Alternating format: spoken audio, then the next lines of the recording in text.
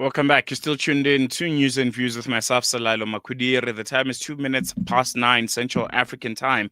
And we're going to be turning our attention now to a very, very important discussion, the genocide in Gaza, and some very, very important and key questions that have recently resurfaced when it comes to the ceasefire that was announced, and how much of that ceasefire is really about justice and upholding international law, or is it just simply and primarily a tactical pause for Israel? I read a really, really incredible opinion piece published in the online platform of the Daily Maverick, which states clearly the Israel-Gaza ceasefire was never about fairness or international law or justice. And joining us now to unpack this is Professor Mark Tomlinson, co-director of the Institute for Life Course Health Research and a professor in the Department of Global Health at the Stellenbosch University. And he authored that article. Prof, good morning. Thank you so much for joining us. I really appreciate you giving us your time. Morning, lovely to be here. No, the pleasure's all ours. I think we'll jump right into it by just setting the stage for our listeners.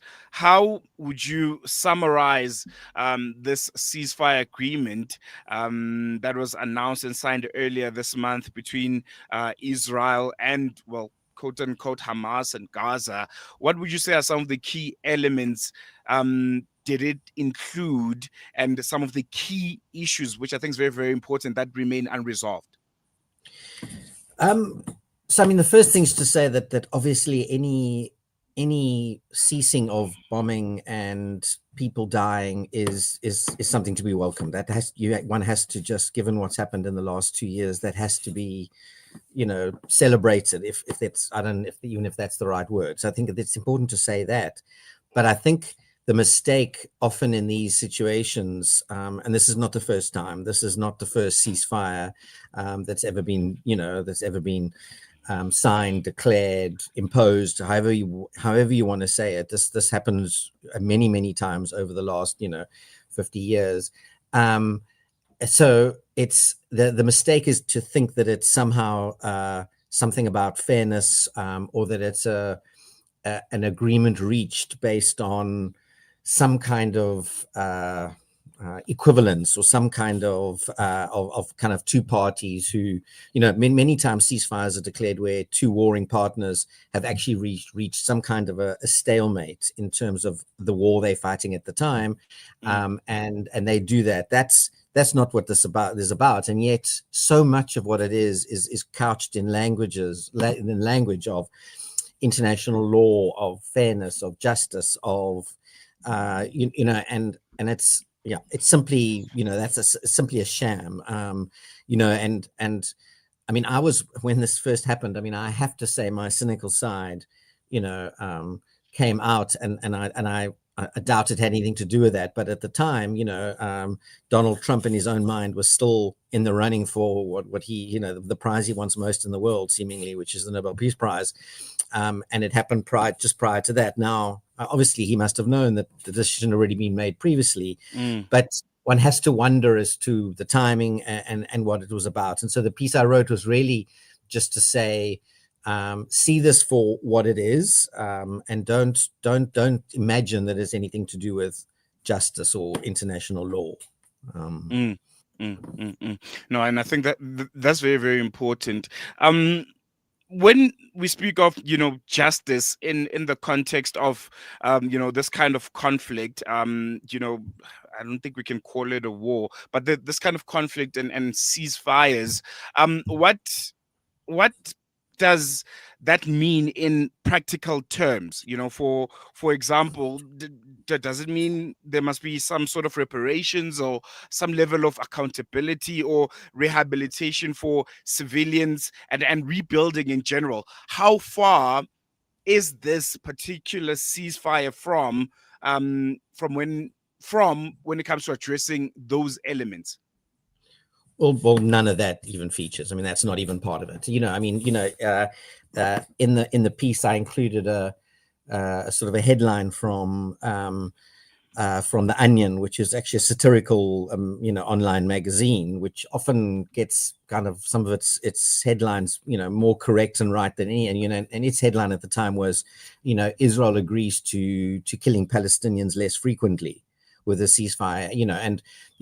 I think no sooner had that gone up, and no sooner had the ceasefire been, announced, than Israel proceeded to then, kill more Palestinians. It's not, what I mean.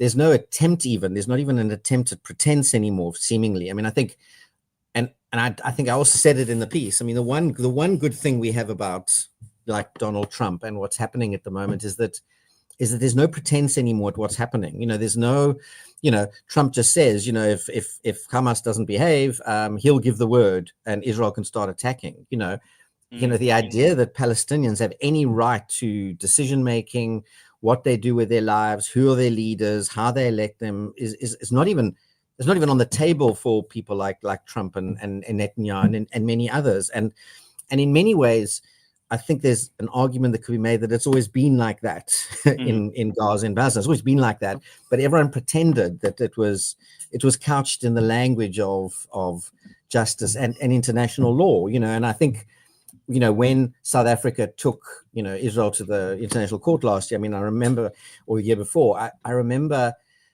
one of the American senators at the time saying, I think it was Lindsey Graham, basically saying, but like, I don't understand those, the International Court is designed for African dictators, not for us. And, I think he maybe didn't care what he said anymore or whatever, but I think those kinds of things that it's, so there's no reparations. There's not even a genuine attempt to really stop killing children in Gaza, for example. We've seen that since the ceasefire was declared. I mean, there have been hundreds of deaths since then. There's like, any marginal provocation, whether it's real or not, Israel will use, and somehow that's okay. But were anybody in Gaza to do anything, you know what I mean? People can't move, people can't leave. They're in an open air prison.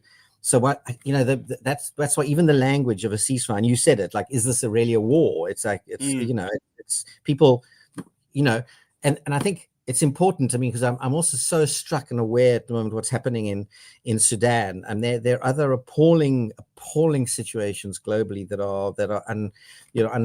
are happening, but there's something quite sort of, it feels like, and these are not my words, but we've spoken about this being some kind of a moral test of us. People in Gaza are stuck in an open air prison. They can't move, and they're being bombed there. That is quite unique in the world right now, and so these the language that we use, all these words, these fancy words of justice, ceasefire, equality, reparations, I don't think any of them exist. They certainly don't exist for anyone in Gaza right now. And that's very, very true. Are there any positives that we can draw from this? Let's say maybe a halt of this attacks against the people of Gaza. I was having a conversation with a colleague of mine, and he raised something very, very important, that what if we sometimes overanalyze what the people of Gaza are going through and what they appreciate. He made a quote, I think it was from Nelson Mandela. He said, it doesn't matter what color of the cat is, as long as the cat catches the mice. Is there any positive? Are we maybe over analyzing it? Are the people of Gaza maybe just appreciating the reprieve that they're getting at this current moment after months and months and months of relentless bombardment, and not a sliver of aid getting into the Gaza Strip? And right now, at this moment, perhaps we should also lean into that side, that short, and we know and all understand that it's not really a ceasefire, but it's a tactical pause, but at least it's a reprieve of some sort. Yeah, look, I mean, of course, I mean, I suppose the most important thing to say there is who on earth am I to say a single word about anything for Gaza, people in Gaza? It's like, I'm sitting here, I'm a privileged old white guy in Cape Town, in living in privilege. If if that was what people in Gaza were saying, of course, and I can't imagine that that there isn't some sense of relief in the short term. I'm imagining here. I don't know what people, and we've seen stories of people, being able to now go through rubble and find the remains of loved ones who've been there for 2 years, and I think that is absolutely vital, and that's crucial. And if this allowed that, then that's surely better than what was happening before. But I also think that the nub of it, the core of it is like, what do people in Gaza believe? What do they see in this? Do they, and I don't know that, and so I'm a little bit loath to speak on, obviously, on their, I can't on their behalf. But I think I can only imagine what it must be like to think there's a ceasefire, and then you're just sheltering at a hospital a week after, and your entire family's wiped out with a bomb, because the Israeli Defense Force decided that, somebody did something, and that's I think there was a so-called incident. Well, there was an incident, I think, of an IDF soldier that was attacked or something, and so 50 Palestinians were killed, and so, I mean, I think it's so complex, and again, you're right. It could be that we're all overanalyzing, but ultimately, I suppose we have to ask the Palestinians themselves, people in Gaza, what, I don't know the answer to that, really. Yeah, I think it's one just to ponder over. Let's talk about what should be the response from people here in South Africa, the international community, people that are in solidarity with Gaza. You're starting to see less and less of it on your social media. You're starting to see less and less of it on the news. What should we be doing at this point when it almost feels like it's starting to be a secondary conversation because of everything else that's happening across the world right now? You mentioned Sudan and the atrocities that are happening in that part of the world. Should we be shifting our attention to Sudan? Should we, concurrently be looking at both, situations and kind of like dabble in and out depending on the needs of the time? What should we be doing right now, considering the pressing issues that the world is faced with currently?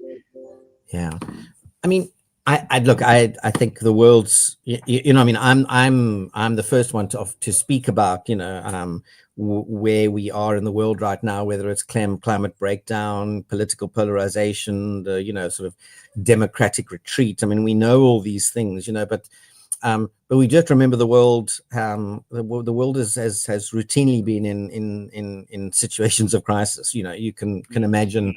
Yeah. I mean, we know that. And so you've got to keep remembering what the playbook, what the story is about. The story that has happened, and this current genocide is obviously the worst that's been seen in the last 60 years. But the playbook is the same: is that something will happen. Israel will invade Gaza. The story will be that history started at that moment of whatever Israel determines is the atrocity that Hamas or the Palestinian Authority or Yasser Arab, whatever it might have been in the past, they'll decide. They've created this ideological playbook that says that's when history starts. And so you can't look back to the Nakba in 1948. You can't look back to anything that may have led to this. You can't look at the fact that Gaza is an apartheid open prison. You can't that, so that is what will happen here. Is it'll slowly disappear from certainly the mainstream media. I think the media like yourselves will keep it alive in some ways, but that's the story. And then when something happens that Israel deems to be an atrocity against them, then history will start again.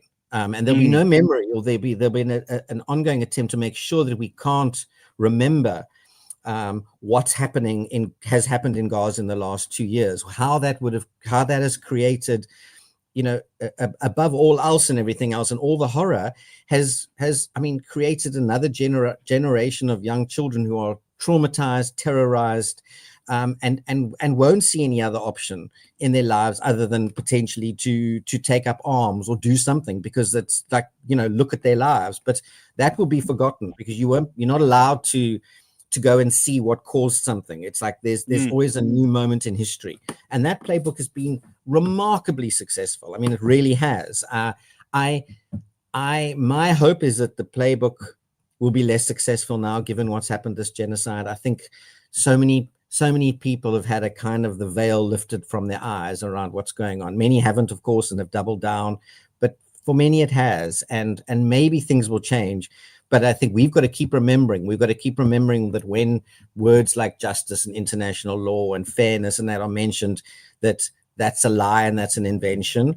When people talk about, history, now this is, this last atrocity is unacceptable, therefore Israel's right to do what they do, we have to remember where that keeps coming from. We have to keep removing that veil from our eyes and hope that over time that things will shift, and I think I was listening to podcast the other day. I haven't started reading the book, but I think Ilan Pappy's latest book around, I think it's called Israel on the Brink, and he was saying that the right now the level of extreme, this genocide this last year has been so extreme, and the people that are pushing for it, those people in the government, Netanyahu and Ben Gavir and all these, I mean, these are frightening, extreme, and if they're at the forefront, they've openly said that they want all 2 million people in Palestine, in Gaza, to either be dead or out. That's not even, they're not even hiding it anymore again. And and if extremists like that keep pushing, I think there is some room potentially for a different outcome. Maybe not in a year or 5 years or even 10, but in a little bit of a longer term, maybe there is some hope. And I think Ilan Pappy is trying to argue that in the book. I have not even read it, but yeah. Yeah. All right. No, most definitely, Prof. Thank you so much for joining us. Thoroughly enjoyed the conversation, and I think it's a wonderful piece that you wrote. Really appreciate it. Thanks so much. Thanks so much for your time. There you go, Professor Mark Tomlinson, the co-director of the Institute for Life Course Health Research, IR, at the Department of Global Health at the Faculty of Medicine and Health Sciences at Stellenbosch University. And yeah, you can head over to Daily Maverick. You can check that the wonderfully written article that essentially speaks about the ceasefire and what it is. It has nothing to do with justice. It has nothing to do with upholding international law. And why would we expect Israel to, considering these heinous human rights violations that we've seen in recent years? Professor Mark Tomlinson essentially saying this is a tactical pause, and the world should be treating it as that. We shouldn't be celebrating it as a ceasefire. We shouldn't be looking at it as a moment of success of any kind.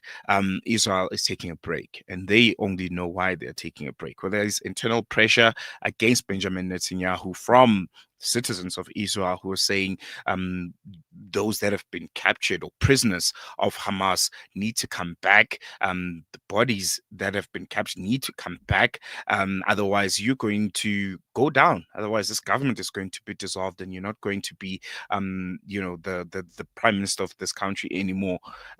We don't know. We don't know whether it's international pressure that's at play, the work that you and I and everyone across the world that's in solidarity with Palestine, the role that everyone has played is paid off. We don't know, but it's a tactical pause. We need to assess it as that. We need to read into it as that. We need to treat it as that. And we need to continue putting as much pressure as we need to on our governments, and hold those that are in our country, at least, because they are the ones that are accountable to us, whether it's about doing business with Israel, or whether it's about the trade that's still ongoing with Israel, or their embassy and their flag still flying very, very high in our nation's capital. We need to continue with those efforts, because this is not a ceasefire of any kind. This is a tactical pause. They're tired. They've tried for months and months on end to wipe out the Gaza Strip of the people of Gaza, to kill the men, women, and children of the West Bank, and they have failed. So they retreated. They went back to look at their plan, to see where they got it wrong. And I can assure you, and I think at this point we can all expect it, that it is going to come back, and we need to make sure that we are ready when it does, and we're not resting on our laurels. Going to take a quick break. When we come back, News and Views continues.